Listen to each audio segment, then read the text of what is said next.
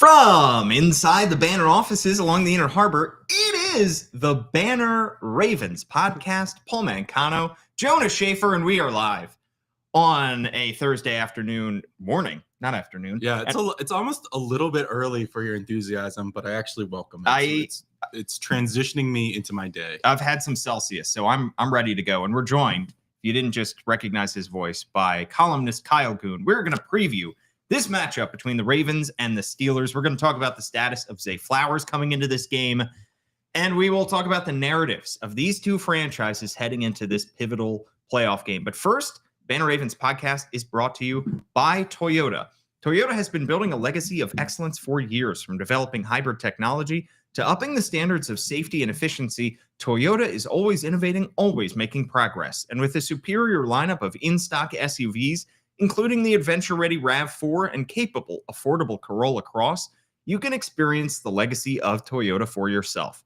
Visit buyatoyota.com, the official website for deals, to find out more. Toyota, don't miss the 2025 CIAA Men's and Women's Basketball Tournament in Baltimore, February 25th to March 1st at CFG Bank Arena. Watch HBCU teams battle to be crowned champion. Check out the free fan fest and performances at the Baltimore Convention Center. Enjoy downtown's top restaurants and stay in one of our amazing hotels. The CIAA Men's and Women's Basketball Tournament. You want to be here.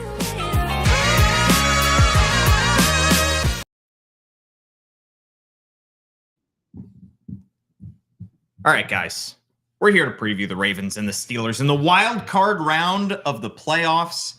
But first, Jonas, you and I did not touch on our last podcast, our post-game podcast from Week 18. We didn't give our two most important segments, which is Word of the Day and Who's Got It Better Than. Yeah, and you would not believe the outcry from the people in my life. It was constant. Everywhere I went, people were dismayed, disappointed. How do we know who's got it better than anyone? Than anyone. Who does have it better than? It's a really grounding sense asked by that question. Do you guys want to hear something terrible that I'll throw out there only once on this podcast? It should be who's got it better than we. Grammatically, it shouldn't be who's got it better than us. Grammatically, it should be who's got it better than we. Subscribers just now. I think so too. I'm only going to say it once because I knew that was going to be an unpopular take. I sent that to Jonas once and he said boo. Should we do our segment, Jonas? It's too early in the morning for grammar. We should go. Let's do. Matt, do you remember when you had English class at like 9 o'clock in the morning? No one likes that. No one likes that. Yeah. Who's got it better than award this week goes to Kyle Goon for getting to join us on the podcast. I assure you, many people have it better than me. I don't know. You came here with a delicious smelling coffee. You get to talk about the Ravens last night. You saw Maryland hoops, yeah, right? Maryland hoops. It took my parents to a top 10 matchup with USC, and Maryland lost for the second year in a row for the Goon family holiday trip. So it was a close game. Disappointing. It was very close. We thought Maryland might win it, but not close enough. Well, maybe some people do have it better than Kyle. Then our word of the day, though, Jonas. What's our word of the day? Soft. Not describing any of us. We're all hard men with good. This podcast is already off the rails. I'm just trying to lay into it. Yeah, soft. You want to explain why, Paul? Well, first off, the definition of soft. Soft has 25 different definitions according to Merriam-Webster. Isn't that crazy? The one that we're going to use is lacking robust strength, stamina, or endurance, specifically because of living in ease or luxury. Guys, the reason I use soft is because you may have seen floating around on the internet that the Ravens locker room chatter was that George Pickens was soft. However, that is all false. Fake news. Fake news. It all came from a video that Gianna Hahn, great Ravens beat writer for the BaltimoreBanner.com, or you can subscribe $1 for 6 months. She was going around the Ravens locker room asking Ravens players to try Lamar Jackson's new unisex cologne. And she's asking Travis Jones these questions. And in the background, you can hear a couple players having a different conversation. And somebody mentions George Pickens. And it sounds like, if you break it down, it sounds like the players are saying, this smells like George Pickens. Soft? Yeah, just like that. However, that is the internet took this and ran with it before anybody verified it. And let me tell you guys, that's not what was said at all. we went back and we went through. There were two players having different conversations about how someone in their lives looked like George Pickens, but nobody cares about the truth anymore, Jonas. And yeah, I was about to say I'm very shocked. This thing spread like wildfire before we even had a chance to refute it. And we spent a little too much time listening to about 13 seconds of audio trying to decipher what was actually said. So that is also a site you can see on the BaltimoreBanner.com. But I always thought that was kind of silly anyway, because it's like, okay, let's even say that worst case scenario, people were calling George Pickens soft. I mean, it's a winner go home game. Right. What are we talking about? It's like, it'll be bulletin board material. It's not about bulletin board material. It's about your season is done if you lose this game. As if there is any more possible motivation.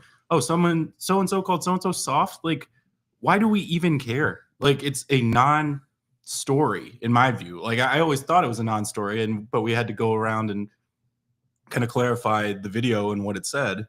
But it doesn't even matter because, I mean, what is George Pickens going to need more motivation than this is the playoffs and you're going to be done if you lose this game? I mean, he shouldn't. I think He might, though.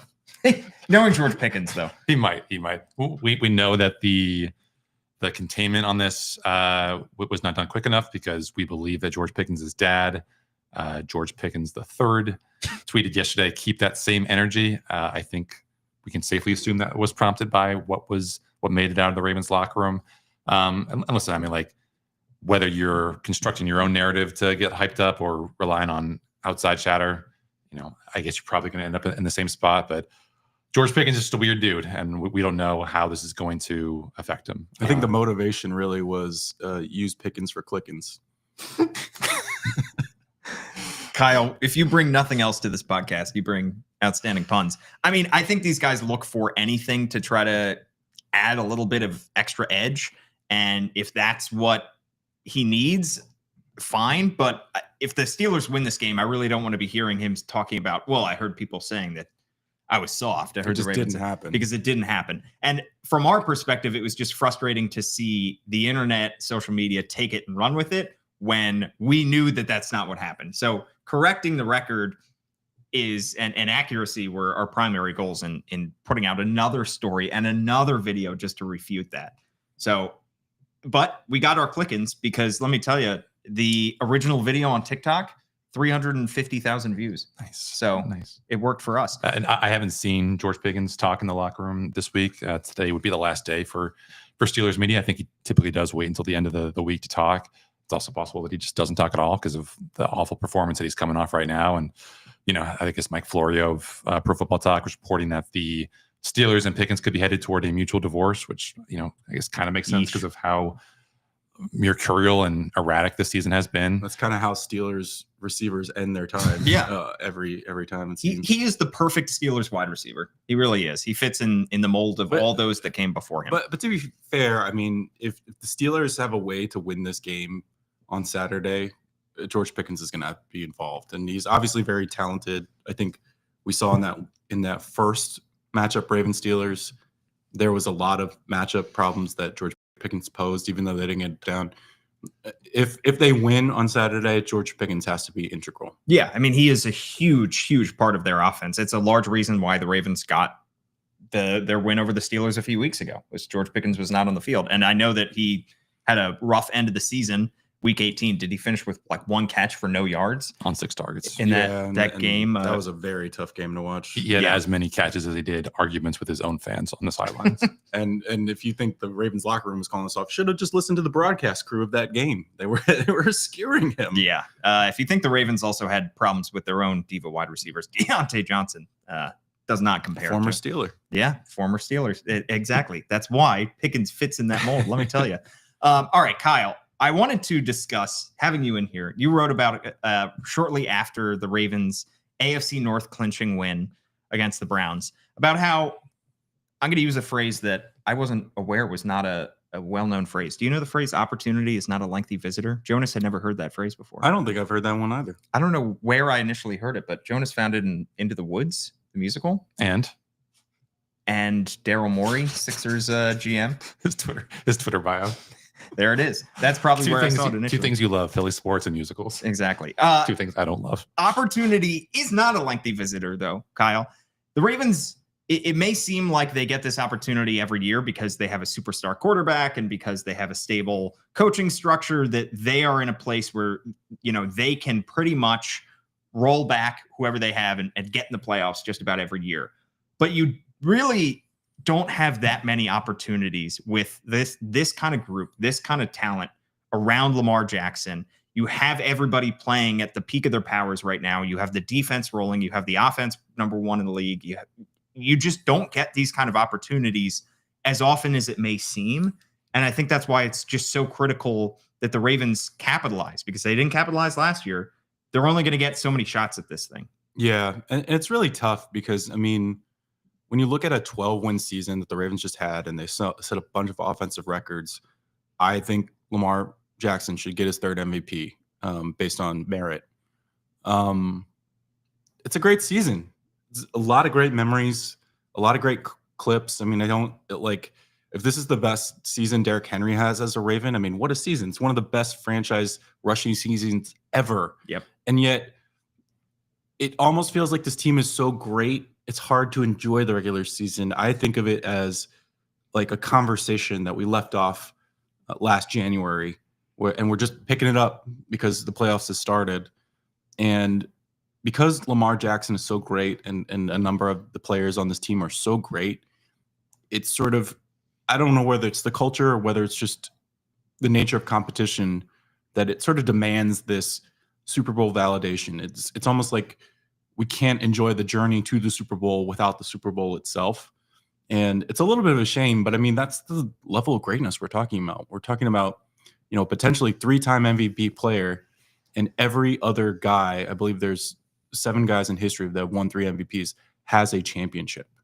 And that it's kind of a hard standard to set because it's sort of all or nothing. And I don't really think football is like that. I don't really think sports are like that, but that's kind of, I think, how this whole thing is viewed. God, isn't that just football becoming or embracing more and more of the rings culture of the NBA? Sure. Sure. I guess I wasn't sports conscious enough during my childhood to know how much talk there was about like Drew Brees not having won a Super Bowl in his 20s or Peyton Manning not winning a Super Bowl until I think his late 20s. And here we are with Lamar having just turned 28, and all that anyone has talked about basically since 2019 is his shortcomings in the playoffs, which is understandable because to have him go from transcendent regular season player to postseason pumpkin, I think definitely deserves to be part of the discourse, but it's just kind of become overbearing at this point. Yeah, I think when there's that much attention nationally, Kyle, you do a column every week about the national conversation about around the Ravens and around Lamar Jackson.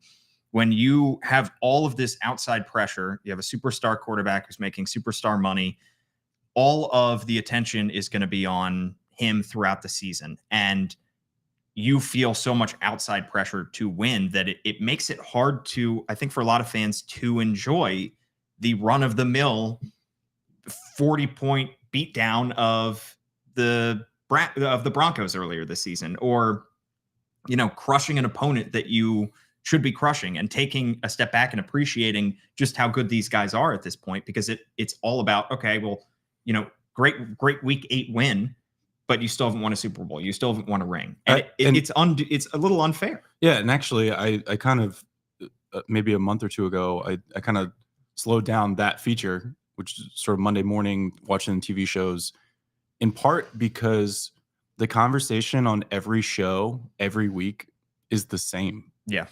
And it's exactly what you're talking about. It's like, okay, so the Ravens lost to the Eagles. What does that mean for their Super Bowl hopes? Okay, so they beat the Steelers. What does that mean for them in the playoffs? And it's just a constant referendum on one thing. Yeah. And typically, honestly, one player. And it's a little exhausting to just marathon like 6 hours of Monday morning TV, and it's just one conversation, and usually the conversation that they had last week on the Ravens win. And so it just feels like there's no narratively, nationally, there's no new ground to break on this team until they break through for a Super Bowl. Well, and even this game Saturday, doesn't feel like it will change anyone's mind on Lamar Jackson, on the Ravens. And it won't change the narrative nationally, because until they make it past the AFC Championship game, it won't count in a lot of people's minds. And I think this is also difficult because I think really the only true jubilant, fun, carefree season that you can have as a fan is a team that is good that isn't expected to be good. I think look at the Vikings. I mean, it's yeah. like, and that's a team without a franchise championship. And I think that's part of this conversation. I mean, so many Ravens fans have been alive for titles, and seen title teams, and frankly have seen title teams that are, I would say, lesser than this one. Right. And I think that the measuring stick is a little higher. But if you're a Vikings fan, you win 14 games. You have Sam Darnold having a wild season and making the most of a really good defense, obviously a generational player in Justin Jefferson. And you can kind of enjoy that, even though Vikings have their own history of misery. But it's just, if you're a Ravens fan, you remember the last time they were parading in Baltimore for a championship. So it's not quite the same thing. It's harder to enjoy, even though this team is really good and really fun. That's part of the appeal, that they're just fun to watch. Yeah, I think of to switch sports, I think of the 2022 and 2023 Orioles that exceeded expectations both of those years. And it was so easy to fall in love with the guys on the team and fall in love with their story and the fact that they were beating teams that they shouldn't, the fact that they were in the race when they shouldn't be. They won 100 games. And then in 2024, it became, all right, well, what are you going to do as an encore? You have to, now that you've made it to the playoffs, that's not good enough. Just getting back to the playoffs isn't going to be good enough. You have to go farther. And we're at a point now, 7 years into Lamar Jackson's tenure, where still has yet to break through past the AFC Championship game. And until he does, every single measuring stick that is going to be used against him is going to have to do with his playoff success. I mean, he said he was, he feels like he gets antsy in playoff games, and that maybe is reflected in his play. Just imagine what M&T would be like, on Saturday, where we're 2 minutes left in the first half, and it's like Ravens up 6-3 or Ravens up 10-7. I mean, the collective sphincter tightening inside Baltimore. That's the second time you've used that phrase. Will be enough to produce the future world's biggest diamond. It's going to be so much of the mental health of the greater Baltimore area depends on what Lamar does on Saturday night. And I think this Steelers offense is pretty disadvantaged. I mean, I think maybe because of the possibility for good wide receiver play and the unlikelihood that there are going to be any successful runs from that Steelers rushing attack. It feels like maybe the offense most analogous to them that we've seen in recent memory is that Texans offense, where it was you had Nico Collins, who is the George Pickens of that offense. You have a competent quarterback who's not really doing a whole lot with CJ Stroud, Russell Wilson, and then there's not really a whole lot else going on right there. And so it just comes down to, can this offense do enough to get that football across the line? Because competent is an interesting word for Russell Wilson in the last 4 weeks. He was pretty competent here in week 16. I mean, I know he had the 2 awful turnovers, but I know it's easy to say just take those 2 out, but they moved the ball against the Ravens. You know what I mean? And that was Pickens. Without Pickens. Good point. Let's talk about the Ravens offense, because Zay Flowers suffered that knee injury in the Ravens regular season finale, and his status for Saturday is still not known, but wasn't out there in practice the last few days. We saw him walking in the locker room with a little bit of a limp. It doesn't feel like it's incredibly likely that he's out there. And this is a guy who hasn't missed a game since he got drafted into the league 2 years ago. So we haven't seen this offense without Zay Flowers in quite a while. To me, this is going to be the ultimate test of Rashad Bateman's career season, because Jonas, I give you a lot of credit. When the Ravens extended Rashad Bateman in the offseason, I was more critical of the move. You said, look, this is a fairly cheap extension for a guy that still has a high ceiling, guy who has shown when he's healthy, he can be very productive. And he has absolutely made the most of that this year. He's got career high in targets, in receiving yards, 756. He's got 9 touchdowns. That's way higher than his previous career high. He stayed healthy the last 2 seasons, played all 17 games this year. So to me, this version of Rashad Bateman should be enough to not be a number one an entire season long, perhaps, but should be enough to give you a number one wide receiver in a game or two, a playoff game or two, to help get Lamar through this and keep this offense humming. Yeah, I mean, I'm asking this rhetorically, but unless you guys can think of any off the top of your head, but like how many other triplets of Derrick Henry, Rashad Bateman, Mark Andrews would you take over take over the Ravens in the playoffs? Like, there's probably not a whole lot. There's, Philly obviously I think probably stands out. You can maybe throw out a couple, but I think that's a pretty nice trio there. Yeah. And I don't want to invoke Josh Allen this early in the podcast, especially because we're talking about playoff game versus the regular season game. But when the Bills went to Kansas City to try to knock those to knock KC off, they didn't have Keon Coleman, they didn't have Dalton Kincaid, and still Josh Allen was able to access that kind of superhero mode. So, Zay Flowers not having him is a big deal. He's a huge part of their explosive play arsenal potential. You rely on him in the quick game, which I think is really important against Pittsburgh, but that shouldn't be the deciding factor between moving on to the divisional round and crashing out in the wild card run. I mean, he's a very good player, obviously a Pro Bowl wide receiver, obviously, but you should be able to win a game like this, considering how strong your offense and your rushing attack looks, and considering how strong your defense is, and the fact that you're playing at home against a team that you crushed 3 weeks ago. And crushed on the ground. I mean, Derrick Henry, even though last time they played the Steelers was a passing offense scoring attack, Derrick Henry did put most of the hay in the barn with the run game, and was very effective at keeping that defense off balance. And I think if that happens, if Lamar is able to do a couple design runs, that's just the magic of this offense that it keeps you guessing. And I also think Justice Hill coming back is a truly underrated aspect. I mean, the guy has over 300 yards receiving this year in limited action. And he really opened a lot of eyes, especially in his catches out of the backfield, screens, things he takes for yards after the catch. Look at the play he got injured on. That was like a catch and run down the sideline. And they've been like great without him for weeks. But I think especially with Zay out, it's going to be a huge factor if Justice is able to do what he did in previous weeks. Yeah, I mean, Lamar at the podium the other day was saying, Mark Andrews has been his safety valve over the years, and Justice Hill has been a nice safety valve as well. When things are breaking down, when he's being chased, when he's out of structure, it's not just the designed screen passes. It's Justice Hill, they trust him on passing downs, so he is going to block up front, and then he's going to release. And a lot of times, Lamar's been able to find him. It's been very impressive.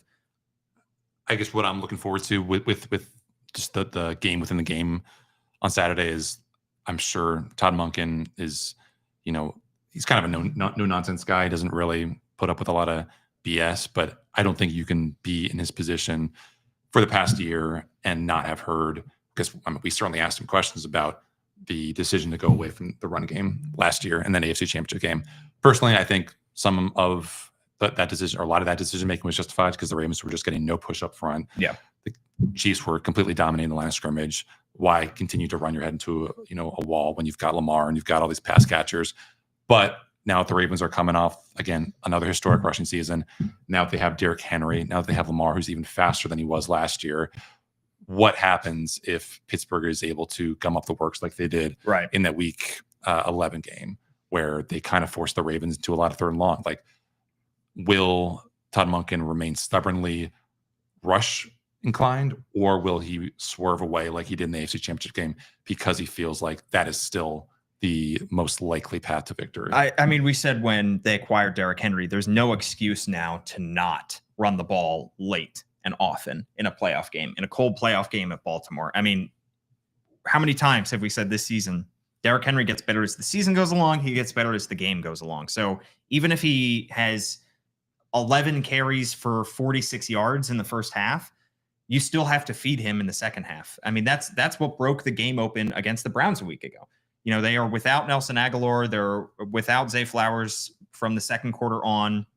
It's kind of a close game at half. What do? They feed Derrick Henry. He breaks off several big runs, and they're finally able to get the offense humming a little bit more. So to me, they have really no excuse not to to give the ball to Derrick Henry, because he's not going to get, if you give him the ball X number of times, at least 15 times, he is going to break off a big run at some point. Odds are it's going to happen later on in the game. And you cannot win this game without giving Derrick Henry the amount of opportunities that he deserves. Yeah. Yeah. And I think ultimately it's a little bit, I think the Ravens' path to victory in this whole playoffs, but definitely this week, is play with the lead. It's that simple. And if you take out the 2 Bengals games we've seen, there just hasn't been a lot of come from behind victories for the Ravens this year. I mean, they get behind the Steelers in week 11 and they lose. They get behind the Eagles, they lose. Not that they can't come from behind, but I think the whole game plan that we're talking about really fits together. Once you have that lead, if you can get that, 7-0 advantage, if you can get that 14-0, 14-3 advantage, then you're sort of golden. I mean, they've been pretty, since the Raiders game, they've been pretty hard to beat with the lead. And I think they're really built to win from ahead. And I mean, the odds makers are expecting this to be a one-sided game, 9.5-point favorites last time I checked. And you look at Pittsburgh's playoff history, obviously some of these teams just barely scrapped into the playoffs. And so they were decidedly, lopsided games on paper. But 2023 Bills, they start the game down 21-0. 2021 against the Chiefs, 35-7. 2020 against the Browns, 28-0. 2017 against the Jaguars, 21-0. So for whatever reason, I know obviously a lot of Ravens fans have a kind of a crush on Mike Tomlin and what he's able to do with that Pittsburgh team. But when he's gotten to the playoffs, the past 8 years, things have not gone well at all. And if you give them an ounce of hope, then maybe this is a rejuvenated Pittsburgh team that comes into that second quarter, that third quarter, that fourth quarter with a lot more hope than they've had in years past. Well, they definitely need a rejuvenation because they have lost 4 straight games. I mean, this has been a tale of 2 seasons for Pittsburgh. Remember when this team was 8-2? They had just beaten the Ravens without scoring a touchdown at home and put them further back in the division. The Ravens were 7-4 coming out of that game and had all kinds of questions about Justin Tucker, about their offense, about the Ravens not being able to get over the hump and beat Mike Tomlin's Steelers. A lot has changed since then. The Ravens are coming into the playoffs on a win streak. The Steelers are coming in having lost 4 in a row. And if the Ravens hand them their 5th straight loss, the way that this offense has been playing, the way that Russell Wilson has been playing over the last 4 weeks, first 7 weeks of the season, he had 100 that he played. He started week 7 onward, 104 passer rating. The last 4 weeks, it's around 80. So they're not doing anything offensively. They can't score 20 points or more. This seems like the perfect confluence of 2 teams who are heading in opposite directions right now. The Ravens are ascending and the Steelers are declining. That was actually the word Todd Monken used yesterday. We are ascendant, which is actually refreshing in the lines of coach speak we deal with every week, every playoffs, where it's like, oh, the regular season doesn't matter. And Todd Monken had the opposite message, which was the regular season matters. Have you watched the last 4 weeks of us? We've been awesome. Momentum is a real thing. And yeah, I mean, even though, the Steelers have been sort of a bugaboo, we've all written to death and talked to death about it. I think it's obviously just on paper, just a great matchup for how the Ravens have been playing and just a good opponent to kind of, if you can get by these guys, I think it's going to feel good for the Ravens taking down a division opponent who, had something over you early in the season. Yeah, I mean, you look at DVOA where they are. They do not fare pretty well in the more weighted ranks, which accounts for late season performance, 15th overall. So barely a upper half team, 22nd in weighted offensive DVOA, 9th in weighted defensive DVOA. So I think that you could make the credible argument the Ravens on defense have also been better than the Steelers late in the season. We should note that they have been dealing with some injuries and they should be much, much healthier than they were certainly in week 16.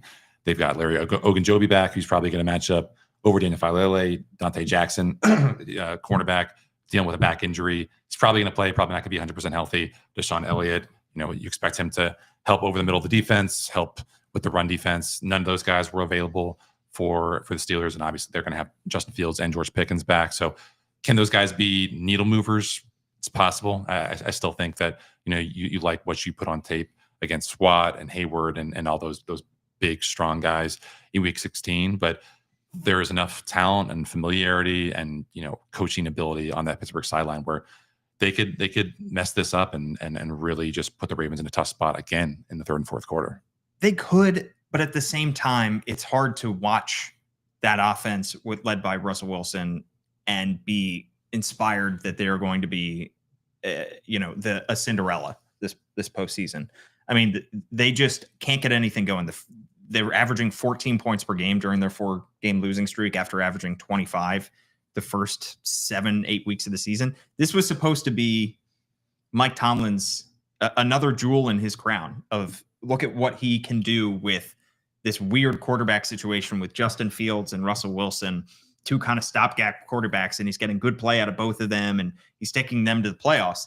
That narrative has completely changed. And I think a lot of fans unnecessarily in Pittsburgh give Mike Tomlin a lot of heat that I don't think he deserves, because what is he supposed to do with these quarterbacks? But it feels like the life has been drained out of this team right now. And I don't know how they get it back. Momentum. Look, the Ravens were hot when they went into the AFC Championship game and then they lost to the Chiefs. I get that. But the Steelers coming in on this 4-game losing streak, looking like nothing is working, it's hard for me to believe that they're going to be able to snap their fingers when they need it most and revert themselves back to where they were 7 weeks ago. And you also wonder, and apologies to George Pickens, but he's also been, certain personalities on their team, like if things are going downhill, can they go back up? Right. And I think that's sort of representative of somebody on that team who has shown struggles with kind of sledding back uphill once things are going downhill. And so I don't know. I mean, you never know. Sometimes it does feel like a new season when the postseason starts. And, I know the Ravens are as keenly aware of that as anyone. People were talking about 2019 the other day, which can be really hard to think about. But I don't see it. I don't see it in this matchup. What would you guys say the odds are that at halftime, Russell Wilson is no longer the starting quarterback? That's starting the third quarter. They've moved on to Justin Fields.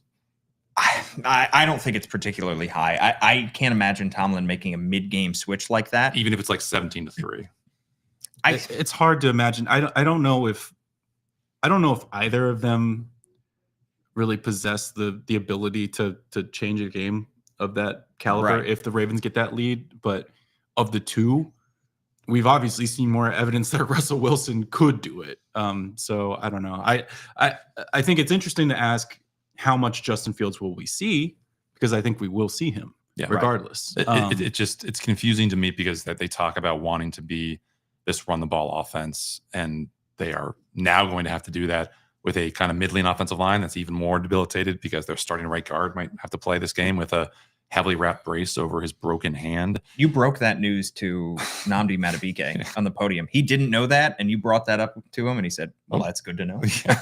You gotta look at that in film, man. Yeah. But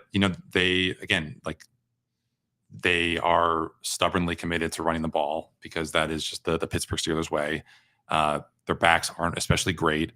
They don't really have, other than Pickens, like a lot of threats that kind of uncrowd that box. And I just wonder if this offense is as stuck in the mud as it was against Cincinnati, which again has a terrible offense. I mean, I think they had 160 yards of total offense until that final drive on Saturday night. Like, will Mike Tomlin be desperate to do whatever he can to find a spark? Because he knew in that game against Cincinnati that they were going to the playoffs regardless. Obviously, you would much rather face the Texans than the Ravens.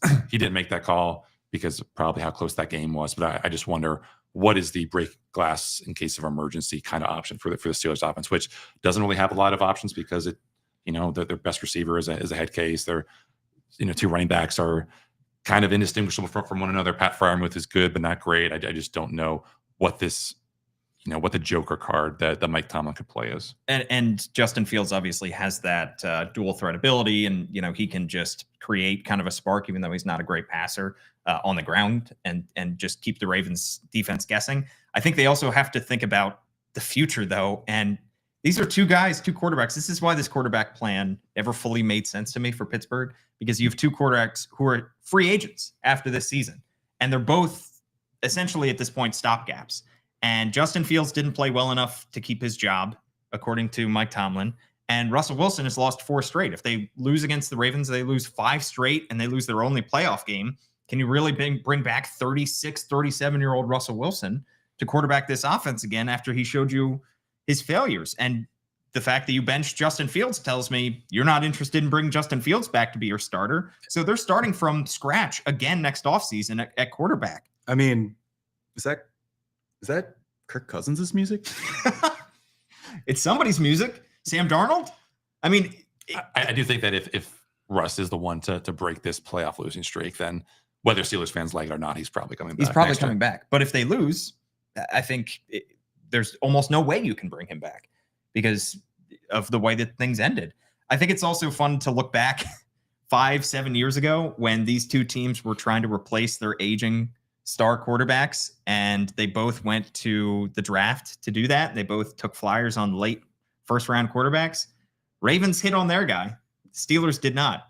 Kenny Pickett is no longer in Pittsburgh. Lamar Jackson could win his 3rd MVP. So it's a precarious situation to be in when you're constantly winning games and you're never bad enough to tank and to get a top 5 pick, and you have to replace your quarterback. And I think the Pittsburgh Steelers are a perfect example of how difficult that can be and how wrong quarterback can be, how you can essentially be in quarterback purgatory if you mess that up. You don't want to be the Colts. Don't want to be the Colts going year to year. Matt Ryan, Carson Wentz, Phillip Rivers. Yeah. As an objective journalist, I'm not supposed to care who wins this game Saturday. What I will say is that I've had enough Russell Wilson on Hard Knocks. I want him off my TV. Let's steal. Steelers. I don't even know what he says. Let's I don't count know. hammers. Him trying to console Cam Hayward after that game on Saturday was one of the cringiest things Cam I've ever Hayward seen. did not want it. He did not want to hear from Russell Wilson. Russell Wilson stopped him as he was walking off the field. Cam Hayward was very emotional. And Russell Wilson, who's been there one season, was trying to tell Mr. Steeler, it's okay. It's going to be fine, after they had lost their 4th straight game and in brutal fashion. Yeah, I think because the Ravens will continue to be on Hard Knocks. Whoever is going to continue to be on Hard Knocks as long as they are in this. Yeah, I think we've had enough of the Steelers at this point. All right, let's get our score predictions, guys. What do you have as the final score, and who do you have winning this game? Kyle, let's start with you. I think it's going to be a funky game. I think it's going to be a little more in jeopardy than we think. Maybe a enhanced version of what the Browns game was on last Saturday, where it's why this is kind of annoying. Why is this still kind of in doubt? So I think it's going to be sort of a 24-13 game. And just the Ravens kind of getting some stuff done, but never really feeling like, the beer's in the fridge. The hay is in the barn. Yeah. It's an old Lakers saying. But yeah, it's just, I think it's going to be an annoying game that the Ravens will win. The Steelers pulling out their voodoo magic. Mike Tomlin just gumming up the works, making playoff games are weird and hard. This is true. They are. And the more that Jonas has talked about the Justin Fields factor, the more I think if the game starts getting out of hand, Tomlin might go to that. And it's just such a different look. And I think we're going to see that sprinkled in throughout the game anyway, but it's possible. I think, the Steelers will throw out everything they got. Yeah, I think it's going to end up with a close score line. I have Ravens 23, Steelers 17. I think that'll be a game where the Ravens are up 2 touchdowns at some point, and then maybe the Steelers get a score and the Ravens can't find another score. We're kind of all on pins and needles wondering whether they're going to get that tie-and/go-ahead score. I think they do ultimately close it out. Obviously, this is kind of put up or shut out time for Lamar and Todd Monken in this offense. Just the struggles of Lamar in the postseason are well documented. The turnover-worthy play rate is at an unbelievably high rate. The first half scoring is 6 points over his time in Baltimore, which is just very, very disappointing. So it's about time that he gets himself into the game early. I mean, you think even that win over Houston last year, there were a lot of people in that stadium, I think, pretty worried about how that game would go because that defense completely shut out that Texans offense. And, Houston was still close because the Ravens hadn't really done a whole lot on offense, and they'd allowed the punt return touchdown. So I think because of the familiarity and because even what we saw last week with, a banged up Browns defense and offense be able to kind of take it to the Ravens at certain points in that game, it would be foolish of me. And sorry, Paul, if I'm calling you a fool to expect a blowout in this game. But I do think that offense, defense, not special teams, but the Ravens have enough advantages where, you play enough plays, you have enough series. Eventually, those advantages are going to accrue to you, and I think the Ravens will win. Call me a fool because I'm predicting the Ravens pulling out a 15-point win on Saturday. I just see the trajectory of these two teams, and I have a really hard time believing that the Steelers are going to be able to even keep this thing close. I think the Ravens are battle tested. I think the Ravens got the monkey off their back when they beat the Steelers a few weeks ago, and I think they're going to have no problem getting over the mental hurdle of facing the Steelers. And they are, we've said it the first two times we previewed these two teams, they are the more talented team on just about every position on offense, can quibble on some on defense. Ravens have the better team. They are playing at home in front of their home fans. They have the better quarterback. They are going to win this game handily, I think. And I just want to say, none of us have, rooting interest per se. But if the Ravens do feel like making a blowout on an 8:00 game in, sub-freezing weather, I think that would be a civic service. Yes. I think that would be welcome by all parties, including those of us creating content on deadline. And Kyle's got a last call to make. And those, freezing cold in the stands as well, who might be able to hit the exits a little bit early ahead of their warm cars. I was hoping we'd get the chance to talk about the possibility of a snow game, but it looks like we're not going to have that. Maybe next week if they go to Buffalo. Maybe next week if they go to Buffalo. Got to get there first. At Jonas_Shaffer is his handle. At Kyle Goon is Kyle's handle. Also on Blue Sky as well. We're dragging Jonas there eventually, but he's still not coming. At All Banner Sports and at Paul Mancano for me. Please like, rate, review, subscribe. Write us a 5-star review, and I'll read it out here on the show. Tell us what you think of Jonas's haircut. I think it's phenomenal. Subscribe to the Baltimore Banner, $1 for 6 months to read everybody's great work as we head into Saturday night. You guys pumped? I'm ready. Let's go. You ready? Built for this. Booking your flights to Buffalo, perhaps? I thought you said we weren't looking ahead. I'm looking ahead. I'm not going to call it. Can't call it, as Lamar Jackson would say. Thanks so much for tuning in. For Kyle Goon and Jonas Shaffer, I'm Paul Mancano. Let's get one quick word from Don't miss the 2025 CIAA Men's and Women's Basketball Tournament in Baltimore, February 25th to March 1st at CFG Bank Arena. Watch HBCU teams battle to be crowned champion. Check out the free fan fest and performances at the Baltimore Convention Center. Enjoy downtown's top restaurants and stay in one of our amazing hotels. The CIAA Men's and Women's Basketball Tournament. You want to be here.